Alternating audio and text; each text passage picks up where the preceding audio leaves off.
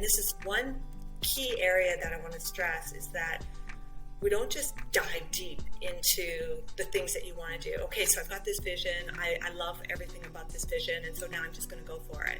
I think what's super important is that you prototype, that you test some ideas. Hey, it's Lynette, and welcome to This Is 50, Freedom Through Passions.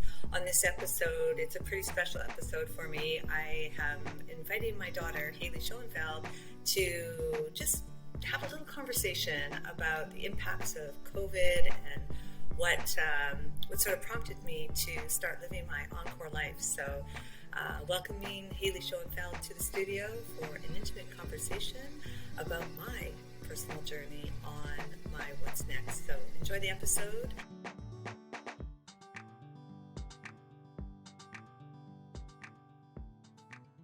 Hi, Hailey. How are you? Good. How are you, Mom? Or should I say Lynette? Yeah, you can definitely say Mom. So everybody that's listening, as I mentioned in the introduction, this is Hailey Schoenfeld. She's my daughter, and we're just going to really have like an intimate conversation about specifically the pandemic and the impacts it had on me and the things that it really motivated me to get going. So Hailey's just going to rapid fire some questions, and we're just going to have a conversation. Sounds good. So everyone listening probably knows a little bit less than I do in terms of your experiences and kind of what you were facing at the start of the pandemic. Maybe it would be helpful if you kind of explained where you were standing in March 2020 and what were you feeling, and essentially where were you? Right. So in March 2020, we all got impacted for sure. Our lives changed for probably forever. I was in Toronto. I was living in a building that I felt that was a bit of a high-risk building. My son, was just sort of better for my son at the time, your brother, to go and live with his dad. And so just so that we weren't going back and forth, and so we chose to have him over there. And so I was there alone in this building on the 59th floor, getting, quite frankly, pretty lonely. And I think I went through a whole mix of emotions where I felt like I, in some ways, was mourning a death. Beyond just kind of the impacts of what COVID had done to my investment portfolio, my contract work, moving my son or your brother to go and live with his dad. I was there alone at the age of 52 years old, wondering like, what is next for me? And I remember lying in bed one morning and looking up at the ceiling, going, holy cow, I've spent my entire life raising two kids, you and your brother, full-time for 18 years. And I realized that I had not made a plan for me. I always just thought that in my 50s, I don't know, I just thought life would just take care of itself and you would just keep going on with life and you would do the stereotypical things like, maybe retire, play golf, those types of things. But I wasn't ready to retire, and I certainly wasn't in a situation where I wanted to go play golf or anything like that. So I had to do a lot of soul searching at that point. So that's kind of where I was at in March of 2020, and that carried me pretty much, that feeling carried with me for about 6 months until I could really figure out what I wanted to do for my second chapter, my What's Next. Did you ever feel like during that time you had more in you, that you had more to live, more life to experience, or did you feel like you had a clear plan of what you knew you wanted for the rest of your life? It's a really good question. I definitely know I love doing what I do, and most of that it was focused on my day job, where I would help organizations do transformation, digital transformations, which is a lot to do with people change. When I was sitting there trying to figure out my what's next, and I guess in some ways I didn't know I was taking advantage of a 6-month break in my work, I really sort of thought to myself, okay, well, what would I do if this was an organization that I was helping do their work, do their digital transformation.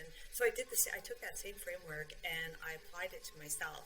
And so during that process, I realized that I have so much to offer, and I got super clear on my purpose. And I know that sometimes, when people say, "Oh, I don't know what my purpose is," it can kind of come across a little bit cliche, or sort of like, "Oh, here's our purpose." But I really worked myself through a framework, the same framework that I take organizations through, and I applied it to myself. It was so enlightening to realize that two things. One is I took myself through, well, what kind of skills do I have and what do I do every day?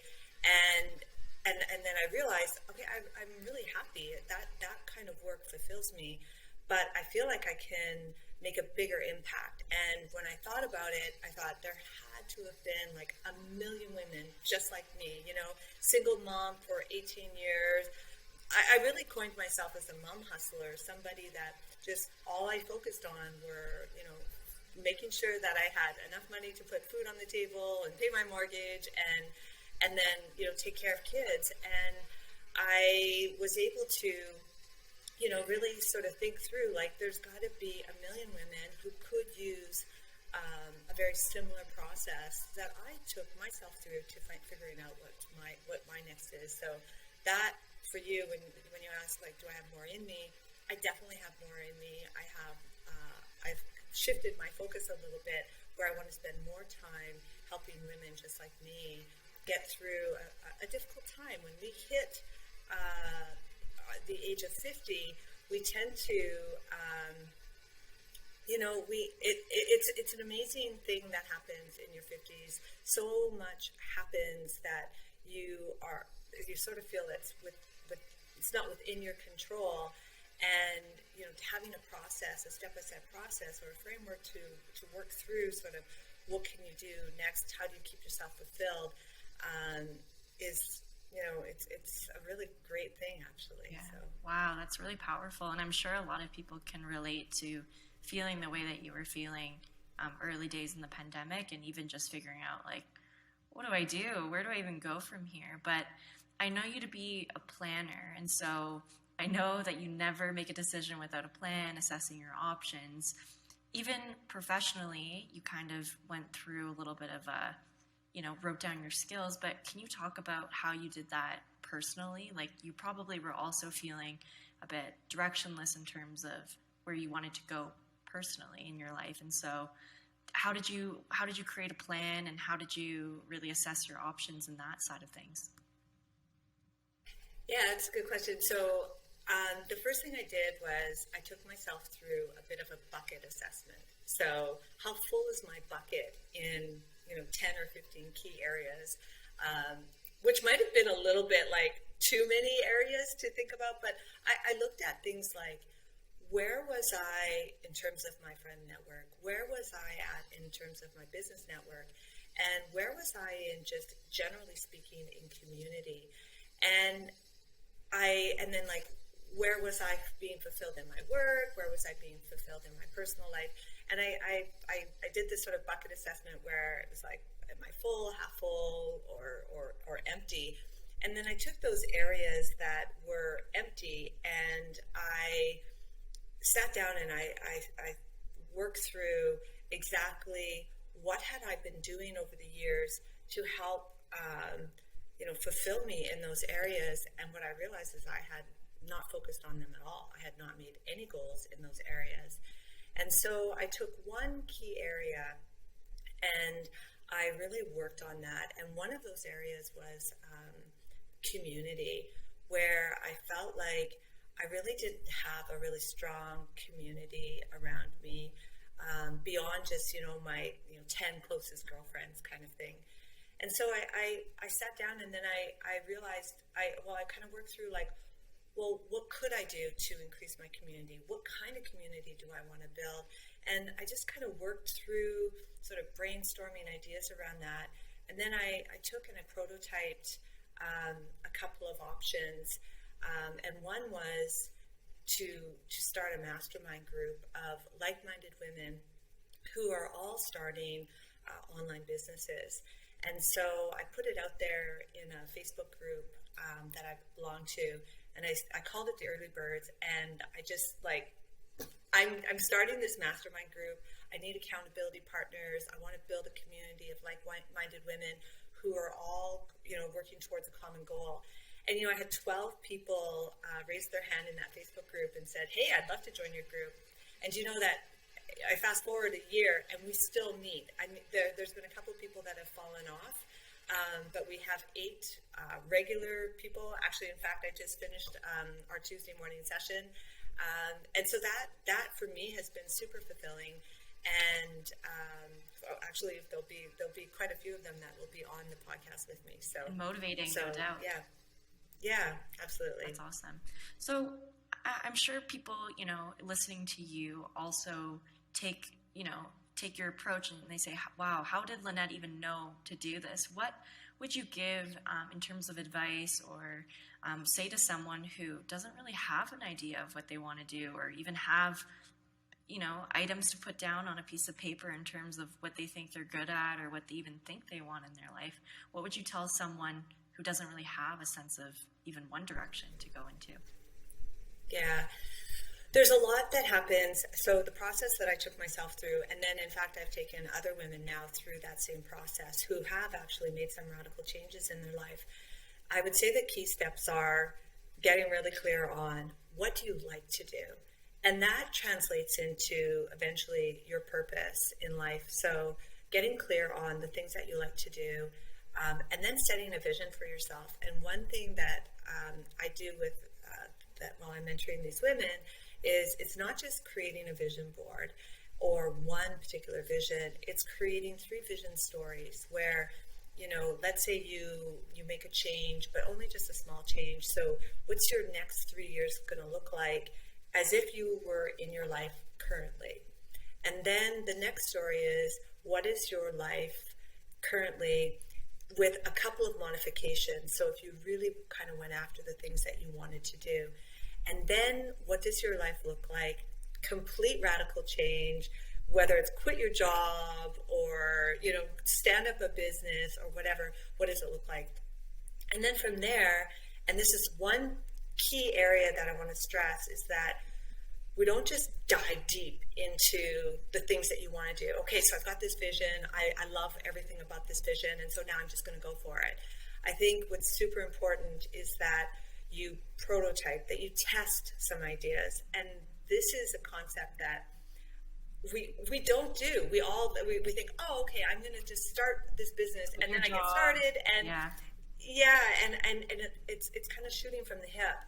And I don't recommend doing that. I really recommend taking an idea and really nurturing that idea, sort of writing out kind of what does it look like, working with other people in your network to pitch that idea and get some clarification on those ideas, and then starting to test it.